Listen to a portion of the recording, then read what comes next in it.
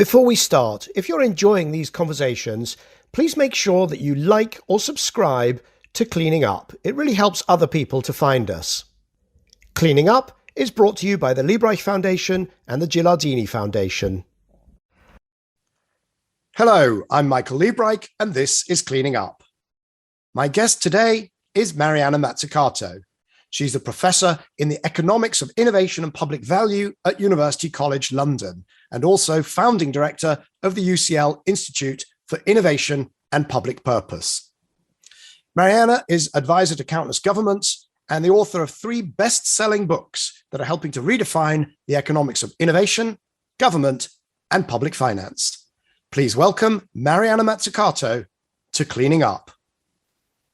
So Mariana, thank you very much for joining us here on Cleaning Up. Thank you. I've got sunlight coming in through the London window. Absolutely. You look like you're being lit up by some kind of strange rays like that. It's not happening here in Notting Hill, I can tell you. Where are you at the moment? I'm in Kentish Town, where I live with my 4 children and husband, and we've just moved, and the internet is terrible. So hopefully this will work. Well, so far so good. We'll keep our fingers crossed. The digital divide in London is large. Well, Notting Hill, we have the best internet at the moment. So we've just come out of this incredibly busy, obviously we've got the pandemic, 2 years now, but we've had this incredible busy period around COP26. What were you doing during COP26 and what was your input in that? Sure. So, the thing I think that got me most excited was a session that I organized in the Blue Zone, which was trying to bring together leaders from COP25, so last year, COP26 this year, and COP27 next year, to talk about the bottlenecks. Why is it that we so easily talk about things like sustainability and climate change, but when it comes to action, it just doesn't happen? And where are the difficulties being faced, especially inside the public sector? So I had Nicola Sturgeon from Scotland, Teresa Ribera, who's the Deputy Prime Minister of Spain and the Minister for the Environment and Sustainability. And we wanted to have the Minister of the Environment for Egypt, Yasmin Fouad, but she had to cancel last minute due to the negotiations that she was part of. And it was great. We talked both about the positive stories, but also the kind of both political, economic, and kind of structural difficulties when you might be really ambitious, but then kind of the paperwork gets in the way. That's great. And Teresa Ribera is a great friend, and she was actually on Cleaning Up episode, I'm going to say somewhere around 45. It's tremendous. I was very interested how they've brought together different departments of government under her purview. I think there's a really interesting thing that we talked about on that. But let's back up a little bit, because you've produced 3 really major and influential books. And that's a kind of an intellectual journey, I'm assuming, for yourself, but they really lay out a set of nested views of the world, starting with fantastic assembly of data. Do you want to just talk us through 1, 2, 3, those 3 books, so that, because there will be many people, I think, in our audience will have read perhaps 1 or 2, maybe not all 3, but some of them will have read none. Sure. So the books you're talking about are The Entrepreneurial State, which I wrote back in 2013, and the subtitle was Debunking Public versus Private Sector Myths. Then The Value of Everything, subtitle Making and Taking in the Global Economy. And my latest book that came out in spring 2021, Mission Economy, subtitle A Moonshot Guide to Changing Capitalism. So the Entrepreneurial State, which I think you and I have often debated about, looked at kind of the history of technological change over the last basically 100 years and looked at the role that the state played beyond what theory says it should or has played. So the theory says it's just about fixing market failures. And I looked at how the few places, and that's critical, the few places that have actually achieved innovation-led growth actually required a much more active role of the state than the market failure fixing view would portray. So, everything that got us this thing, the iPhone, of course, was made by Apple, but everything that makes it smart and not stupid was publicly funded. So internet, GPS, touchscreen, Siri. So of course we needed then a great company that could put all those wonderful technologies together and all the, great design thinking, simplicity inside Apple and so on. But if we just pretend that the role of the state was kind of doing the basic research and then the companies and venture capital did the rest, we're really missing the key story, which was that actually in the US, in Silicon Valley, there's been lots of different public institutions from DARPA, SBIR, NSF, In-Q-Tel, the CIA's venture capital fund, and so on, that have actually been distributed throughout the whole innovation chain. And without that kind of decentralized network of kind of entrepreneurial state organizations, there would have been very little to kind of put together for a company like Apple. So I look at the history of that. In the second book, The Value of Everything, I ask, well, if that's true, if we have had this amazing kind of collective, public, private, increasingly, by the way, third sector type institutions that, co-create innovation, well, what's the underlying theory of value then that we need to underpin that? Because the theory of value in economics is very static, linear, siloed, and I kind of, again, debunk the theory of value underlying traditional economic theory, and then put forth, I don't want to say a new theory, but a completely different approach to think about value, but also that when we confuse price with value, as we do in economics, you end up actually rewarding a lot of very dysfunctional behavior. And third, in the Mission Economy book, it was sort of like a recipe book in some ways, which is, well, given that we have these huge challenges ahead, whether it's around health, climate, the digital divide, and so on, what is the way that we should be thinking about things like the capacity and capabilities that we require and often don't have in public institutions in order to actually have that mission-oriented approach that got us things like the internet. But given that the kind of challenges we have today are societal, social, not just technological, they're so-called wicked challenges, it's actually much harder than just getting to the moon. But what I do in the book is I look at actually what got us to the moon, backtrack and look at the kind of organizational dynamism that we had at the time. I would argue we don't have that today inside organizations like NASA, the dynamic public-private partnerships where NASA actually cared to design procurement in such a way that really was outcomes oriented to foster that bottom-up solutions, but also things like, the NASA no excess profits clause, which I found fascinating, which is if we are going to collectively go after these big challenges, what does it mean to not just share the risks, but also the rewards? And I put forth this mission-oriented approach, which basically, in a nutshell, says we've got the SDGs, the Sustainable Development Goals. I've got my little pin here, which I wear. What does it mean to actually transform those very broadly defined goals into moonshots that get as many different sectors together to kind of catalyze and galvanize different types of collaborations? But the key thing is, how do we then restructure the current kind of handout mentality of grants, loans, procurement, bailouts, recovery funds to actually foster that bottom-up experimentation towards actually achieving those goals instead of just kind of distributing money randomly and hoping for the best.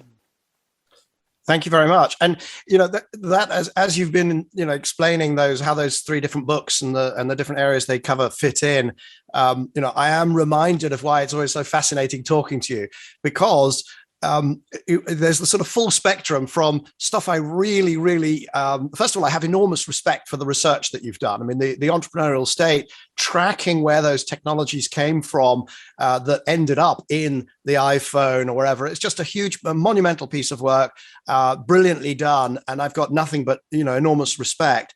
But then there's the sort of the full spectrum from that to just thinking that some of the prescriptions are incredibly naive and always in line with an agenda that is about socialization, about removal of competition, socialization of activity. That is just, it also is a misrepresentation of how some of those fundamental technologies get into phones or whatever, into life to improve people's lives.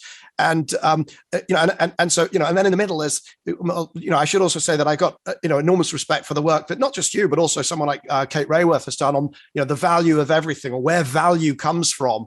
To the point where I look at some of the things that it's like in this conversation, the only question is going to be who accuses the other person of a straw man first, because this idea that the whole world thinks that technology comes out of a few government grants, followed by the private sector saying, thank you very much, there you go, we'll take over from here. That's certainly not how, certainly not how I see it. And I don't think the majority of people that I interact see it. So that in my view is a straw man.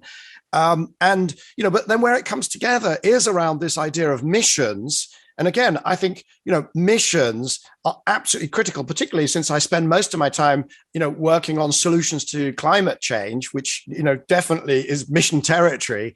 But then the question is, how do you achieve a mission? How do you define a mission? How are we most likely to move at the top possible velocity? I think there again we diverge and would have an almost complete difference of opinion. I know probably not a complete difference, but a very substantial difference of opinion. So that's kind of laying out my counter. I've not gone to the trouble of writing 3 magnificent best-selling books, though. I've just been a commentator, and I write the odd. But a lot of what you've just said, just like a lot of what I just said, because anytime you kind of sum things up in 30 seconds, it's going to be hard to kind of get that granularity.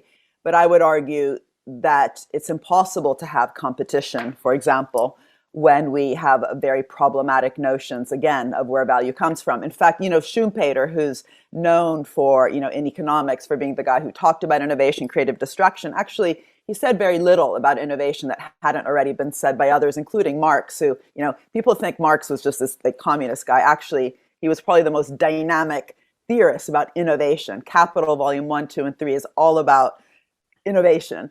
And what Schumpeter said was just to repeat, actually, much of what Marx said on the innovation side. What he did, which was really fundamental, was to talk about competition. He said that neoclassical mainstream competition theory is all about like average agents, unique equilibria, and that any kind of differences between firms are just kind of temporary conditions towards some sort of benchmark of perfect competition. And then to introduce innovation, which both he and Marx thought was critical to the way that capitalist firms compete, you have to introduce, and this is just a fact, it's what's taught every day, imperfect competition. Because otherwise, the perfect competition benchmark that even competition authorities use to measure how distant an existing, say, competitive structure is, like oligopoly and monopoly, that benchmark is completely not about capitalism. So it's crazy that in capitalism, which unlike feudalism, which was 500 years of inertia, firms are competing through innovation. You have to introduce, in economic theory taught everywhere in the world today, imperfect competition. So the bigger question, which is how do we actually link how we understand competition in innovation, I think is one of the biggest problems that competition authorities like Vestager in the European Commission have. But in terms of the history, for me, that straw man is also about narratives and storytelling. So it's just, again, a fact that we talk about the state as fixing market failures. If you're just fixing market failures, then you will always be too little too late. And you won't have the capabilities within your institution because you don't actually need really dynamic creativity just to fix stuff. Can I just come in here, because there's just so much going on there, and it's like you're fencing. It feels like you're fencing with a whole bunch of economists who are not sitting on this side of the camera. True. And these are very wonderful academic, sort of conversations about whether Marx had anything to say about innovation. I am aware of nothing that he said about innovation. I'm aware that nothing that he said about learning effects, absolutely none. Path dependencies, complexities, nothing. And so, we could go down a rabbit hole of what the great Marx did or didn't say. To my view, it's an absolute, that would be a no. But what I'm saying is, economists do advise. Unfortunately, it's not the poets and the sociologists, right? The treasury. I'll give you an example on competition. When I first started to look at clean energy, I was toying with becoming the CEO of a company that made direct methanol fuel cells, and in that guise, I interacted a little bit with the EU and their innovation activities, and a couple of really interesting things emerged. They were super proud of the fact that they had brought 46 separate universities and organizations into one umbrella to work on direct methanol fuel cells, because they said it was absurd, a waste of effort, a duplication to have these 46 groups, and they all had to be coordinated, right? It should be pointed out they've achieved absolutely nothing. The other thing was the company I was looking at was looking to get a little bit of funding and failed, despite being the most advanced in what they did. And they failed because they weren't in some sort of a joint venture or research framework with companies from the Balkans. You needed to, at that point, if you'd have had a Hungarian or a Bulgarian researcher on board, you'd have been guaranteed money. And so this is social policy. And so I come at it, when I talk about competition, I don't talk about it in a theoretical way. I talk about it in terms of, look, I'm also a skier and a competitive skier. I'm talking about what spurs people to get out of bed in the morning and do the best they can do. And it ain't always, some sense of wanting to work fraternally with my colleagues around the world. Sometimes it's just the desire to steal a march. Look at Craig Venter and what he did, yes, with lots of technologies that came out of national labs and so on, but he was determined to sequence the human genome faster than anybody else. Yeah. Was he a nice person? Perhaps not, but that got him out of bed in the morning. Yeah. So just because of what I do, and it's stupid to pretend that one does something that one doesn't do. I don't look at like individual motivation. I look at what can we learn from what actually happened. In places like Israel, I don't think we would have Startup Nation unless there were certain things in place. In the US, again, certain things were in place. In the UK, Silicon Roundabout, why does it not work? Because it's been built on a certain myth of what was in place. But, coming to one of the things that you and I have disagreed the most, unfortunately, just through Twitter, we haven't had enough, I think, proper in-depth conversation. So that's why I was looking forward to this. On the whole kind of socialization of risks and rewards, my point is this. It's not about any one actor capturing in this kind of de facto way a chunk of money because they deserve who knows what. It's actually, in the first place, uncovering, almost in a mapping kind of way, in the history, but also currently, and thinking about the future, what are all the different types of actors and coordination that you might need in order to, get a vaccine to everyone in the world, or to have the next big thing after the internet. What can we learn from what actually happened in the past if we care to kind of solve big problems of the future? And given that, at least with my research, one of the key things have been that it required this huge collective investment, even all the different vaccines that are out there right now, whether it's the AstraZeneca one, the Pfizer one, which, by the way, it's crazy that we talk about them just with the private sector name. They also required huge amounts of public money, especially in the early stage, high-risk, capital-intensive phase, in many cases like the mRNA-based vaccines, decades ago. What are the ways that we can make sure that we socialize not just the risks, but also the rewards? And that's not just monetary. That means things like conditionality around the intellectual property rights. So intellectual property rights are fine. I'm not against them per se, but when we abuse them, when they are too wide, used just for strategic reasons, too strong, hard to license, and too upstream, so that tools for research are patented, that hurts innovation. So it's about governing our systems in order to reach kind of public good goals. And that's not about saying the state deserves, a huge chunk of the money that comes out, but in some cases it might. So the example I've given, which I think you disagree with, but maybe we can unpick it, is after the financial crisis, the US government, unlike in Europe, where we decided we just had to do austerity, they had an $800 billion fiscal stimulus program to get the economy back on track. Obama decided to make it mainly green directed. That's when he hired Steve Chu to come in and direct the DOE. They set up ARPA-E, modeled around DARPA, which, as I mentioned before, basically was, the main funder of the internet. I think it was Arun Majumdar was the first director of ARPA-E. But also the DOE, the Department of Energy, started to give out in a portfolio kind of way, guaranteed loans to renewable energy companies like Solyndra, which went bust, solar-based, and then also Tesla. Both Tesla and Solyndra more or less got $500 million in a guaranteed loan. I think that Tesla was just under that. And what the US government did was completely crazy, which it said to Tesla, if you don't pay back the loan, we want 3 million shares in your company, right? So it's not me saying that they should tell them they want 3 million shares. What I said was, you're crazy. Why would you want 3 million shares in a crappy company that doesn't pay back the loan? So what they ended up doing was bailing out Solyndra for the 500 million, which everyone knows about. It's gone down in history as the nth, bad investment that a government can make based on the myths and not the history. And Tesla, which did pay back the loan because it's a successful company. It paid it back, I think, in 2013. The price per share went from 9 to 90. Had they said, we'll get 3 million shares in your company, not if you're bad, but if you're good, the price per share difference, 9 to 90, multiplied by 3 million, would have more than paid back the Solyndra loss and the next round of investment. So I'm just saying, if government is making these investments, which it does make, whether it's on IT, climate, and health, why doesn't it figure out some ways that it can get some of the upside and not just cover the downside?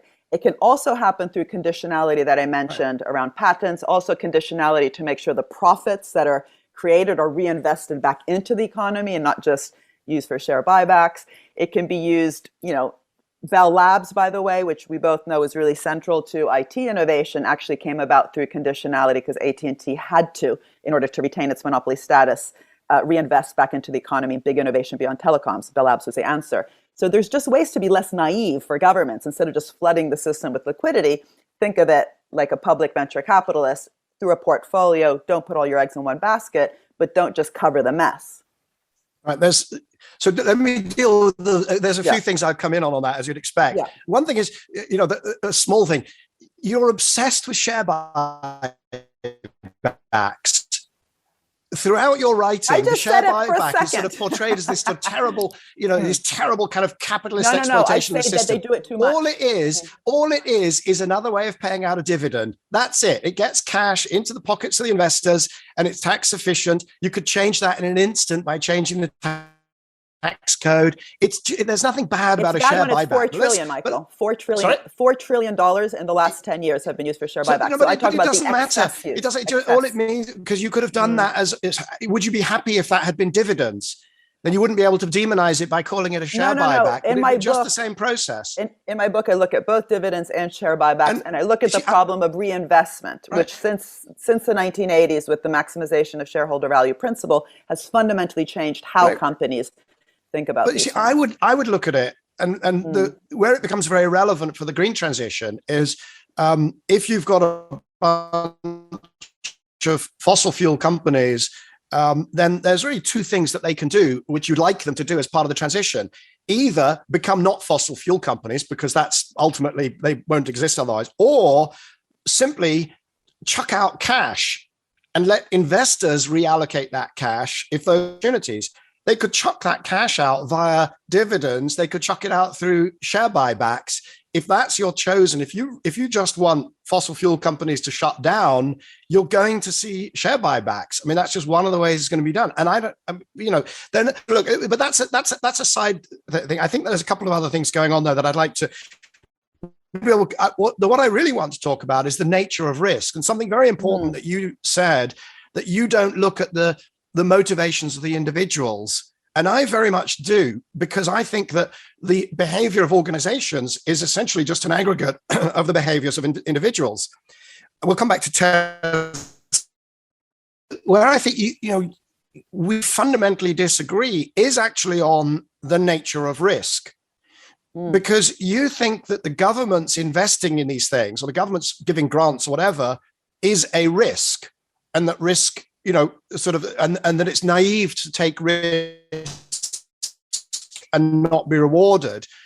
When I look at state-funded, whether it's venture capital or grant giving or whatever, I don't see risk. You say things that you said in your book. DARPA took enormous risks funding the development of the internet. What risks? What risks? I mean risks that it'll fail. In an environment where none of the civil servants providing that money have any downside. To me, risk is when something has a downside. Risks is when it goes wrong, it has to hurt in some way. And how was Solyndra not a risk? Well, so there is some reputational risk, but then, okay, we'll come back. Let me deal with Tesla. It was the idea, again, you've said, I can't find hang on, let me see if I can find the quote. You said, without the government making bets, we would not have the internet or Tesla. So we would not have had the internet in exactly the form, but you could argue that there were other, I was working in all sorts of, computer to computer communications. We'd have something similar. But the idea that we wouldn't have Tesla because some government loan, you had all of these investors that were investing in Tesla repeatedly in the hundreds of millions. If you're offered a loan, you take the loan. But we would there was, and by the way, we had one of the early investors in Tesla on the show fairly early on, Nancy Fund. I know at least 2 or 3 other investors in Tesla.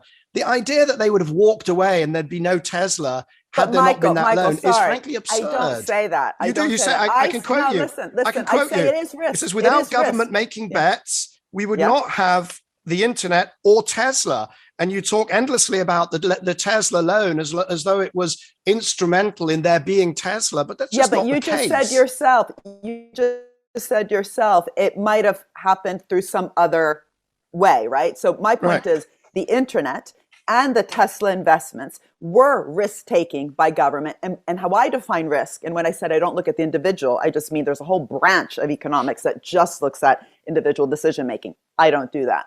Right? I look at kind of the ecosystem of innovation, different types of actors, systems of innovation, and try to also understand the economics of innovation within that. Because unfortunately, as I said, we have a very static setup in neoclassical economic theory, which actually abstracts from innovation in order to talk about competition. Yes, it's academic, but unfortunately, academics do advise governments. It's bad advice that comes from a bad theory of competition.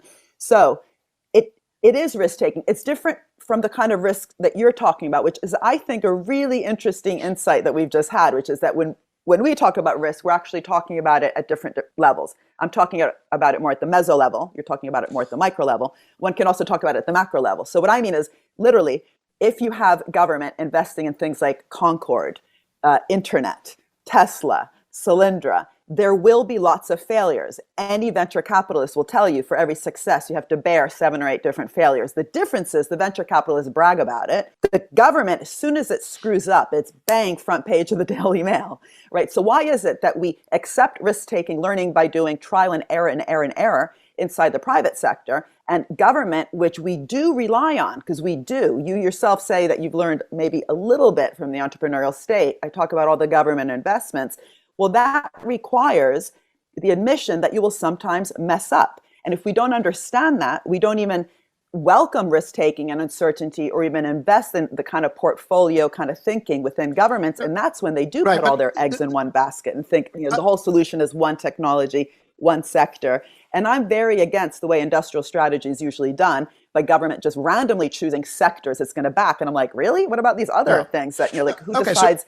So in terms of tolerance for failure in governments, you won't find me disagreeing. And what I find amusing where governments they'll pilot something, but they've already planned the entire rollout. So there is no learning. And of course, that's driven by compressed time frames, and there's all sorts of silly things. It's really about the difference between likelihood of success or the chance of failure and the risk in the sense of something that should be remunerated in a capital market sense, right? Because, the example you gave of Tesla, how absurd that they paid back the debt. No. What was absurd was that it's called a preference. It's called a preference share, right? No, but Michael, sorry. It's a loan with preference. But what was absurd was that the government wanted 3 million shares. Had the loan not been paid but back. It's crazy. All it is a loan with preference, because what you say is it's a loan, right? It's simple. It's a loan. You're supposed to pay it back. And then it's thinking about, well, if you can't pay it back, what happens? And these sorts of loans are made. It should just be guaranteed. Sorry? I mean, it should just be a guaranteed loan. I mean, just like in the cinema business, they do it as well. Tesla can't guarantee. You get the money. If if it goes bad, government covers it. No, hang on.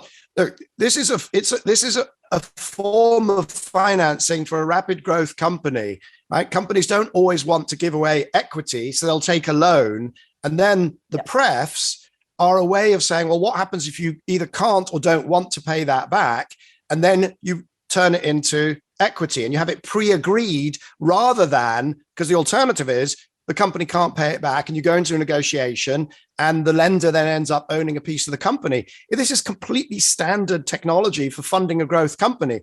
The more interesting thing is that you think that these tech companies should end up being partially owned by the government. But I don't think that. I think there's different things you can do to actually structure government investment. So you say, well, maybe it's licenses. Just socializing the risks. Take a different example. Supposing a government builds a new road network and a flourishing set of businesses arrives and is able to build, and they are haulage companies.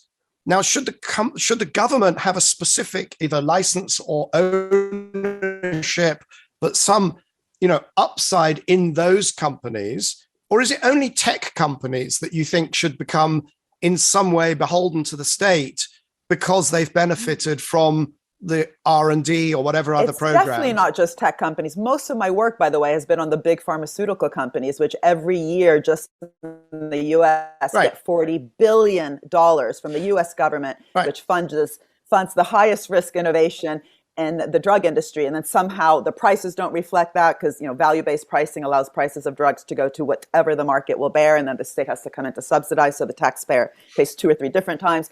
I have actually talked about the infrastructure situation in Italy, where the big bridge fell in Genova. What I argued was that when you do, just like actually in the UK, where we basically sold off a lot of the rail to private companies, there should be very strong conditions attached to making sure that private sector companies, which do get access to these large public infrastructure projects in terms of running them, it should be extremely rigorous in terms of the quality, the sustainability, I personally think that Virgin trains are not actually living up to what they should in terms of producing modern, fast, sustainable trains, given that the subsidies and the licenses came from the public transport system. And that's just in the UK, where I think government has sold off a lot of public infrastructure without much confidence, is exactly what in the book, the moon, on the moon landing mission economy, I look at, which is that NASA was very aware that it had to get the right conditions precisely not to create a kind of gambling casino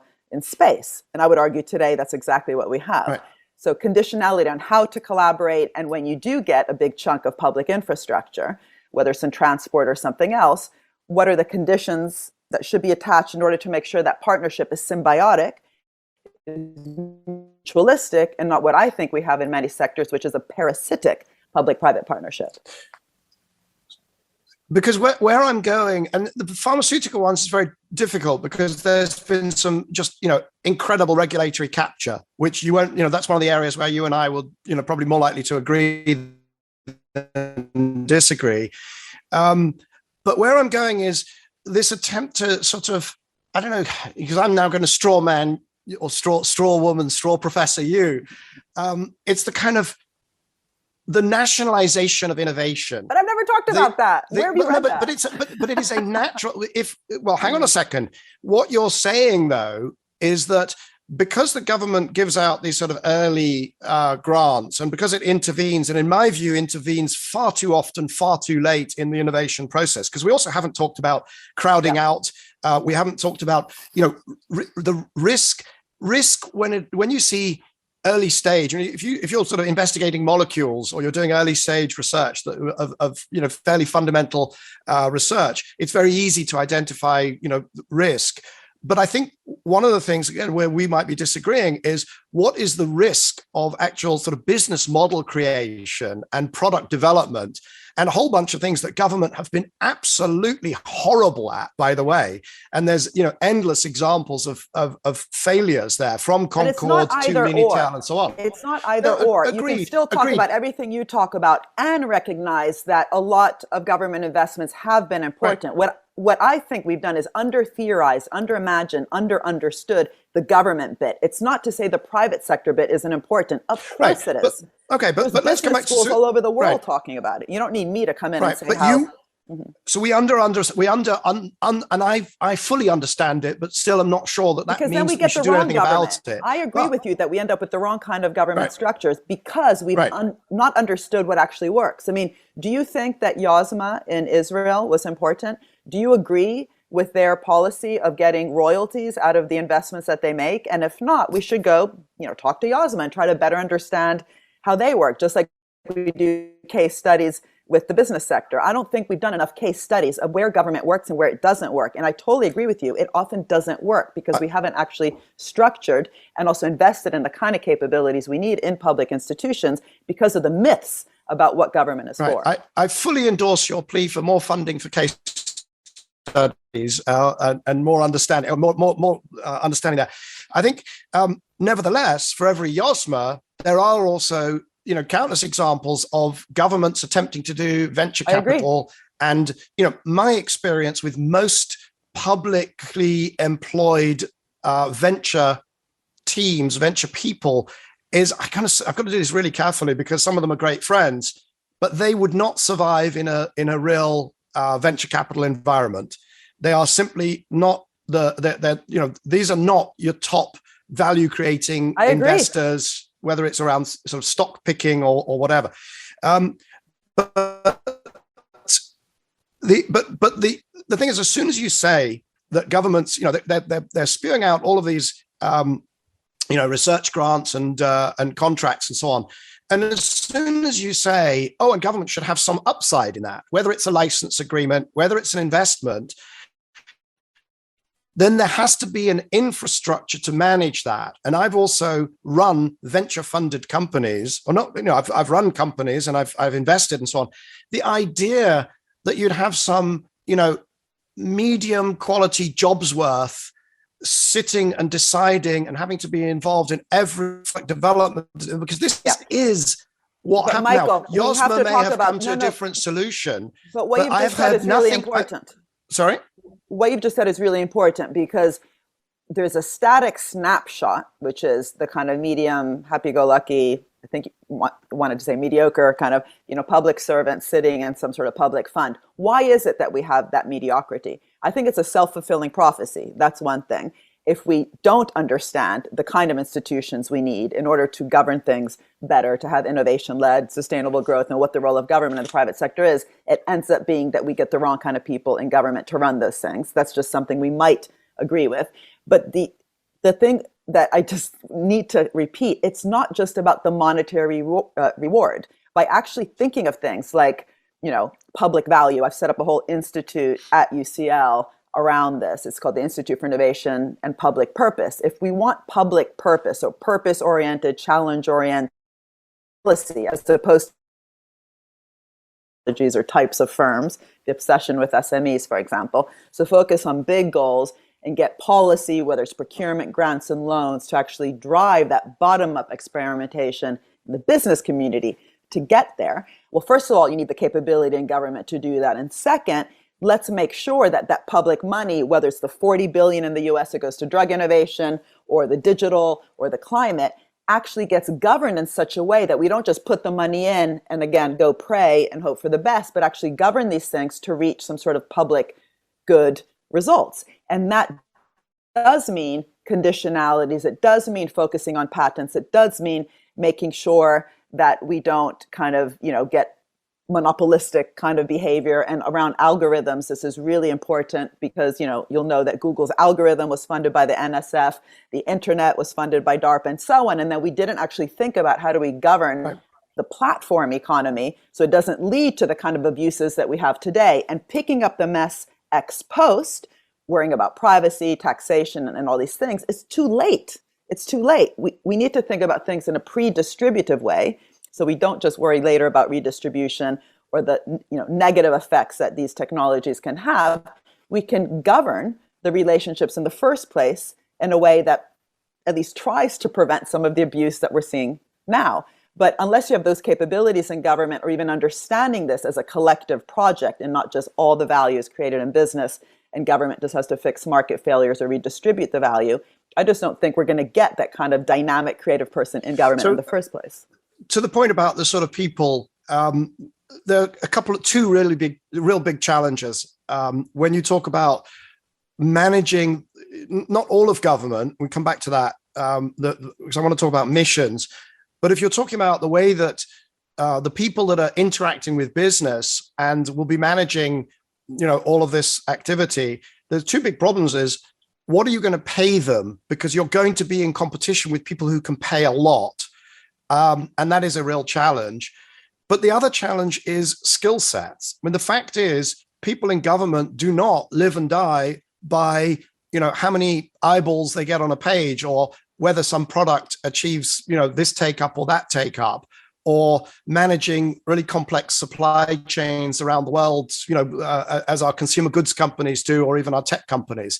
And so you just and I think there are systematic reasons why you will not get those skills, you will not pay those salaries, and you will not have the incentives. Because coming back to the incentive of the individual, if that person messes up, blocks a round of investment, or doesn't approve a product launch, or does all the sorts of things that good investors do, and if it's the wrong decision, that person will cycle through into another role, and there'll be, in very rare cases like Solyndra, where it became very high profile, there's no damage to that person's, career, and that's a real problem. So that I think that I want to move on. I don't want to get too bogged down in, because I'm straw manning, but I'm not really, because I've lived through the lack of dynamism of public sector investors. Yosma, I'd love to know why they managed to nail it, and pretty much everybody that I've interacted with hasn't.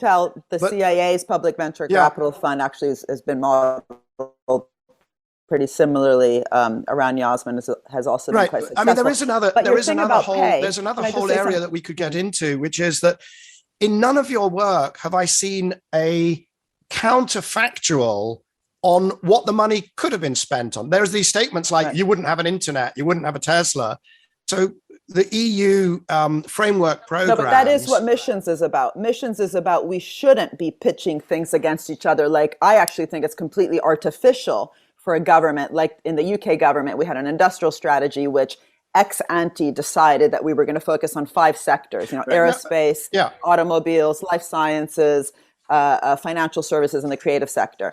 So instead of what, right? Your counterfactual is also, well, why not these other things? And even if they have some successes there, why not something else? I say that's the wrong way to think about it altogether. What we should be thinking about, at least in democratically elected societies, is what are the big problems that we have? And by the way, the Sustainable Development Goals have been actually signed up to by every single country. So either we take our names off those, because I didn't tell them to sign up, they just have. How you're actually going to tackle those seriously with all our different sectors. And of course, that's going to require, a portfolio mindset, not putting all our, again, eggs in one basket. But I just don't think governments currently even have the tools, the budgeting, like how to think about budgeting, how to think about procurement, how to think about grants and loans, like you do, which I actually agree with, which will allow them to be really bold, ambitious, and work alongside the private sector. And it's always, for me, alongside the private sector. We need to rethink why the curriculum for civil servants is completely bogus, fed by public choice theory, new public management, which actually is the wrong kind of training they need in order to do the kind of things you're talking about. So instead of just saying the status quo sucks, so forget the public sector, they're rubbish, let's just, let the private sector do it. We should be asking, what kind of government structures do we need in order for your own ambitions, climate, to be fulfilled better, in order for government to work better with the private sector and vice versa? And that's where my energy is. It's not about glorifying government. But you've done a very nice sidestep onto some territory that we agree, and we agree that of course we need. No, because the counterfactuals, which in many cases are the failures, I think are really important. I actually look more at the failures in some ways than the successes, because I think the failures are often because we've thought about things in very problematic ways, or we obsess about the failure and don't also look at the successes. That's the Solyndra Tesla example. But the internet, you said, had government not done it, someone else would have. Well, that's a huge statement, and I don't think that's the kind of counterfactual we need. What we need is to understand, in that case with the internet, unlike in many other cases like Concord, what actually happened. How did DARPA, what was DARPA's organizational structure? But look, the counter, this idea that, everybody's sitting there saying, oh, the reason everything happens is because, everybody thinks that government can only do early stage research. But, meanwhile, the reality is the EU in its framework programs in Horizon 2020 has spent in real terms so far 230 billion euros. And when you try to find out what they achieved for that, what are the metrics? Now, you could do another deft sidestep and say, but they didn't have missions, and that was why it was all wasted. Or maybe it was all wasted, maybe it wasn't. But there is no mix. You can, in terms of, in order to in order to evaluate it, they wait until the end of these programs, and then they use some kind of theory of, well, we had this many people that were employed through the billions we gave out, and then they assume a multiplier. And as soon as you hear as soon as I hear a multiplier as a justification for any policy, I immediately want to, But Michael, I don't know if I'm allowed to say, but reach for my luger. I'm not a defender of Horizon. In fact, what I'm interested in is actually asking really fundamental questions about what do we know about programs? For example, why is it that we're completely underinvesting in public labs, which actually have had in the IT revolution, et cetera, lots of really interesting, not just successes, but again, I'm very interested in the organizational setup. So CERN, right, is very different from a Horizon program. So instead of just talking about the state, the public sector, we wouldn't do that with the private sector. We would, again, look at case studies in different types of firms, different types of even corporate governance setups. With the state, we just say the public sector or this big chunk of public money, whereas actually we should be asking exactly what you're asking, which is, well, what do we know? What do we know about what worked, what didn't with Horizon? And why is it that the UK government, for example, has decided to basically cut most of its gov-erd funding, right? Because gross R&D spending over GDP can be divided up in different ways. There's HERD, higher education R&D, there's BIRD, business R&D, but there's also this kind of gov-erd side, which is the public labs, which we have just decided in the UK to basically start getting rid of. And I don't know, based on what evidence? And so instead of just looking at the Horizon funding, could be asking, is that the right model? Right, but based on, and what are the metrics that we need? And by the way, we don't have metrics. I mean, think of the consulting companies, McKinsey, PwC, Deloitte, and the huge government contracts they get, whether it's COVID or Brexit, and fail again, as they did with the test and trace in the case of Deloitte. There's very little punishment or, accountability there. And so I have a piece of data for you on McKinsey, because I was at McKinsey and I worked on lots of studies. I was there for about 5 years. 1/3 of the studies that I worked on were magnificent, enormously value creating, exciting, great experiences. And the top 10% was really tremendous. 1/3, I would say, did no harm, to use the medical terminology. And 1/3, we pretty much put companies out of business, or businesses out of business. And on average, it was unclear that we achieved anything, by the way. Right. But what I want to push on just finally, I want to come back to, you use the Apollo, putting a man on the moon example. And I just find it so fascinating that you, as how can I put this, a fully paid up member of the lefty, whatever, I could wax lyrical. Just a minute. Why you would place on such a high pedestal what was effectively the military industrial complex, which sort of, you could also frame it as, co-opted society to get what ended up being 300 billion in real terms, as you describe in your magnificent last book, in the Mission Economy book. So they got $330 billion of subsidy for stuff that they probably would have done anyway in my world eventually. So can I answer? Let me answer that question. Hang on a second. And through a procurement process that you are now promoting as, you want to have these civil servants just kind of writing checks and taking risks.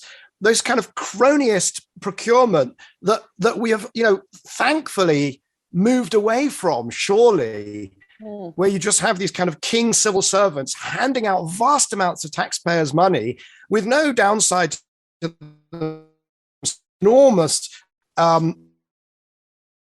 which you frame as in some way a positive. And I do find that really extraordinary. So, okay, yes. Can I answer this? Okay, so first of all, the lefty bit, this is where it's just so funny hearing you sometimes speak. I've actually had neighbor politicians simply because they've actually been in power much longer. I work very hand in hand with Greg Clark. The only working paper that's cited in the 2017 industrial strategy of Theresa May is the first working paper that my institute put out around the need to just stop obsessing about random sectors and so on, and to have this challenge-oriented policy. So first of all, I'm not a lefty in the way that you think I am. I work across the political divide. I'm just interested in getting things done better, because I, like you, think that we waste a lot of time and money on very problematic ways of doing things. Now, whether the way we think we should do them is, different. We are different, and that's good. If we were all the same, life would be boring. Now, the reason I focus on the Apollo program is not to glorify that. I say that in the beginning of the book, in the middle of the book, and at the end of the book. I actually say all the things we should do differently. What I'm interested in is just how much of that story about the Apollo program, and the reason I wrote about it was also because it happened at the time 50 years ago, now 51, almost 52 years ago, and everyone was glorifying the event without actually asking, hold on a second, how the hell did we get to the moon and back in such a short amount of time with a type of policy, a type of also a framing that is completely different from the framing we have today. And yet today we try to pretend that we're equally ambitious around things like climate, but we don't have that framing. What was that framing? Kennedy said very early on, we're doing this because it's hard, not because it's easy. All the language in policymaking is about making things easier. The word facilitating, I'm Italian. Yes, I promise I'm Italian, born in Italy. Went to America when I was 5 because of energy. My dad has dedicated his whole life to nuclear fusion at Princeton University. Facilitating is a really problematic way of thinking. It means easy in Latin and Italian. If you're just de-risking someone else, that's very different from what Kennedy talked about, that government had to experiment alongside the private sector. He actually made it really clear in the speech. They did experiment. There was lots of errors. The whole Apollo 1 program, ended in this massive tragedy. One of those astronauts who died, Gus Grissom, before dying, yelled on that very day, how the hell are we going to get to the moon if we can't even talk between 2 or 3 buildings?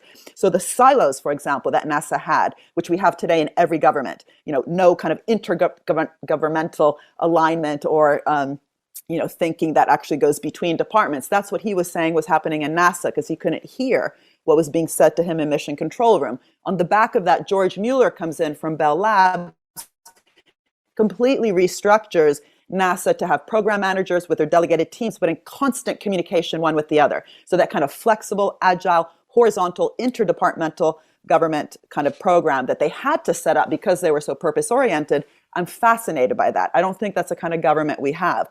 The procurement contracts, absolutely. We know about all those kind of potential cronyism we have across the world. Just think of the procurement contracts that are coming out today with the UK government. Well, I actually think that Ernest Brackett, the head of procurement in NASA, was really trying to push against that. There's huge, lessons to be learned, both of what they did bad, but also what they did well. And something they did well is they were clear that unless NASA itself invested in its own capabilities, its own R&D, it would get captured by the private sector. He kept saying, stop outsourcing everything.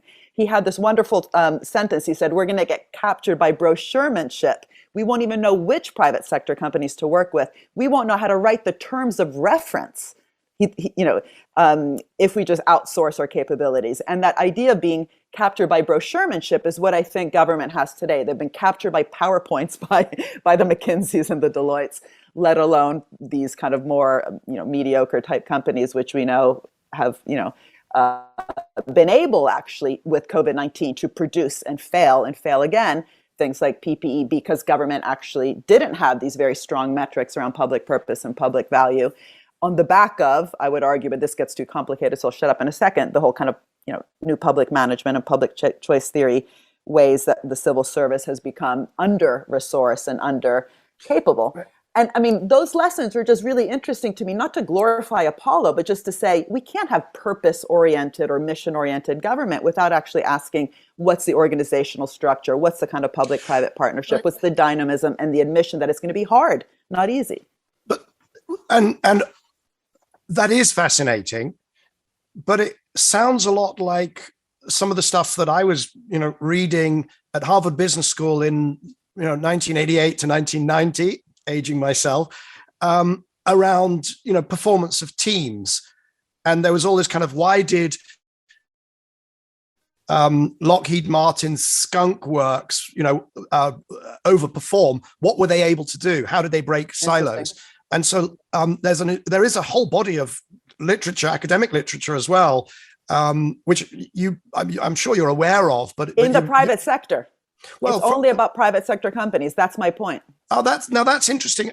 Not quite, because I think one of the first things that we did at Harvard Business School was we were shown a film of what was it? It's a film of an underperforming Air Force unit, and then a great leader comes in and kind of and he creates this thing called the leper colony, and how he turns it around, and it's very much from the military environment. So maybe there's certainly a huge literature within the military of around leadership. That's so interesting. I want to ask a question because it comes back to missions, and I think it's going to have to be my last question. There is this great body of, so a lot of what you're talking about is about communications and about leadership and about risk taking, which we might disagree whether it's really risk and so on. But I do ask one fundamental question, which is, does a mission have to have a budget to be a mission? Because otherwise, is it not just saying, well, we've had a drugs tsar, we've had a digital tsar, we've had a virus task force, vaccine task force, we do this stuff all the time. What is it that you're saying is different about a mission than about any other kind of, isolated, relatively well-defined unit of government that provides a public good?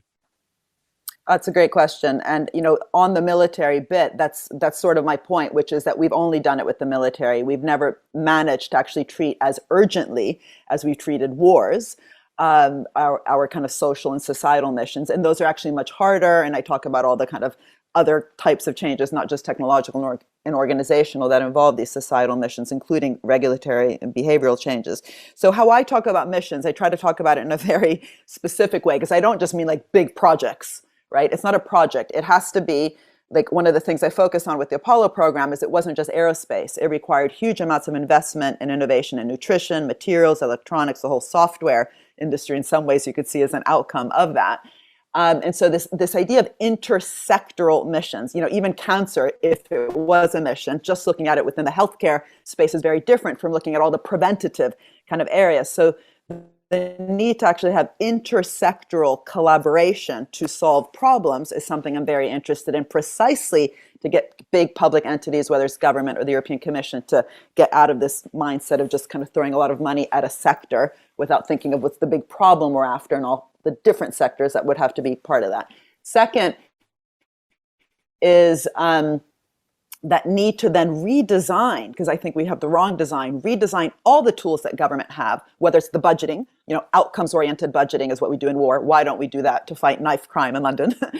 So outcomes-oriented budgeting, procurement that is goal-oriented but very open on the how. If you micromanage, it ain't going to happen. Innovation gets killed by micromanagement, but you still have to have a goal. And I don't think we've done that. I mean, if you look at the PFI schemes in the UK with the health sector, we didn't really have kind of really strong outcomes orientation in terms of the kind of healthcare system that we want to build. We just brought in a lot of private companies and basically ended up, getting quite lost along the way. And I do think that's what is happening in space today, where you have a lot of private sector companies, but there's no real common purpose in terms of how they're working with the government. And that's partly why we end up with all this debris, literally garbage in space, with the astronauts saying, we can't see anything anymore. So when you have this kind of unregulated and just kind of over focus on commercialization opportunities, whether it's in space or in the healthcare sector, we end up not having kind of really inspirational goals through which the public and private, and as I mentioned before, third sector organizations can work around. So having that kind of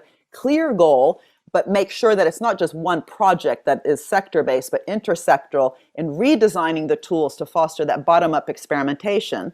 Those kind of three things, kind of clear direction, targeted, you can actually say yes or no, did you achieve it, intersectoral, and bottom-up experimentation. Those are kind of three design principles. And the fourth comes back to this, making sure we then govern it for the common good, and we don't just allow a lot of monopolistic and value extraction activities, whether it's abusing patents or something else, happen along the way. And for that, you need confidence. I mean, I'm just struck. I often say I walk in as an economist and I come out as a life coach. Just the lack of confidence that is often in the room on the public side. And I'm really, what I like about the word, the Green Deal, is that the green bit, that is kind of the science bit. The deal bit, that's the new social contract. And I think unless we have a new type of way that public and private work together and have a more symbiotic and functional and not dysfunctional contract, I think we're really missing an opportunity. But back to my question, can you get that sort of sense of mission and can you get enough people's attention across different silos, etc., if you don't have a budget? Of course you need a budget. No, I said that. You need an outcomes orientation to the budget. You need a budget, right? You said 300 billion for the Apollo program, but how you structure that budget really matters. The problem is if it's just money and thrown out, literally helicopter money, or as we did with the financial crisis, there was a lot of money. There was a budget that was used to try to get the economies to recover. It was a massive failure, a huge failure. Most of that money just ended up going back to the financial sector. So the outcomes orientation, mission orientation to the budget matters. But I do think we need a budget. Right. And I just wanted to clarify that because a lot of the examples that you give in your book, you are not easy to distinguish from, SARS and coordinating functions. And of course, the one that I like most is that there is now this thing, which I think is sort of when you look under Wikipedia in the future, under the word oxymoron, it will just link you to this thing called the European Innovation Council, which. Right. Oh, well, have you spoken to Herman Hauser about that? No, I haven't talked to Herman for quite a few years, unfortunately. Does he find them innovative? Well, he's the main advisor for it. Oh, is he? Okay. Well, I'll wish him luck. If anybody can make them innovative, it would be Herman. But I'm not holding my breath. Okay. Yeah. Listen, we are out of time. I sort of feel like this should be the first among a whole series. We should get our own. Let's do that. Let's do a roadshow. TV channel. Oh, we should do like Car Talk. Have you heard Car Talk in the U.S.? It's the best radio program. Okay. Well, we could do the Michael Mariana talk. Anyway. I think where we disagree are actually interesting to unpack it and to talk about it properly, not through Twitter, wars. And I had to, hold myself back because the Green Deal and all sorts of things that I could have dived in on and so on. But we're going to have to leave it there. Okay. A huge pleasure, as always, talking to you. I hope we have enlightened rather than confused and maybe put a smile on some people's faces rather than just enraged them. And we've managed to do it, I hope it's been clear, with enormous amount of respect and love for each other. Thank you, Michael. Let's definitely do it again. Part 2. Okay, very good. All right, take care. Bye-bye. Have a good day. You too. So that was Mariana Mazzucato, Professor in the Economics of Innovation and Public Value at University College London. My guest next week on Cleaning Up will be Amory Lovins. He's the co-founder and now chairman emeritus of the Rocky Mountain Institute and one of the pioneers in thinking about energy efficiency and the clean energy transition. Please join me at this time next week for a conversation with Amory Lovins.